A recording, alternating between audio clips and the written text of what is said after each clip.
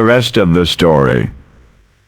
It was an easy collar after all. A perpetrator, one Robert Cutter, was only 11 years young. And still, the punks in that Philadelphia neighborhood had been stealing and dealing more than usual, especially since April. So the cops had to crack down on criminals of every size. On that particular July afternoon, Bobby Carter was swept up in the inexorable dragnet.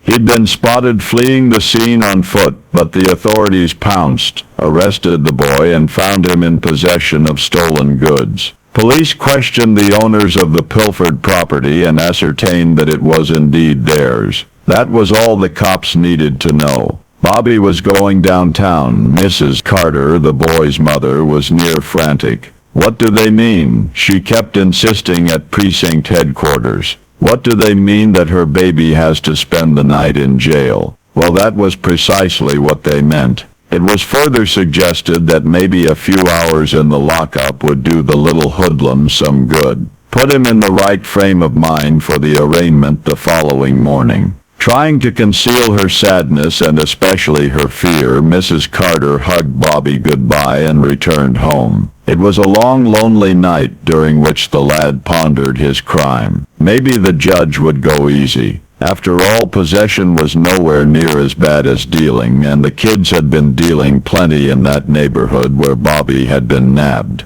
The next morning, the youngster was hustled from his cell and taken to court with the Honorable Charles Lincoln Brown presiding. As the facts were presented, Judge Brown scowled in silence. He seemed so angry that Bobby feared the stiffest possible sentence might be handed down. And indeed, after testimony had been given and each side had rested its case, the judge folded his arms, leaned back in his chair, and said, "I have experienced virtually every emotion in my career as a jurist: joy and sorrow, hope and despair, all of them. But," he said, "seldom in all my years at this bench have I been more infuriated than this morning, or more disappointed than I am now in the plaintiffs." Bobby, who'd been staring ashamedly at the floor, suddenly looked up. Had he misunderstood? No, he had not. Judge Brown was glaring directly at the man representing the owners of the property which Bobby had stolen. The defendant, Judge Brown continued, was simply following his most natural instincts.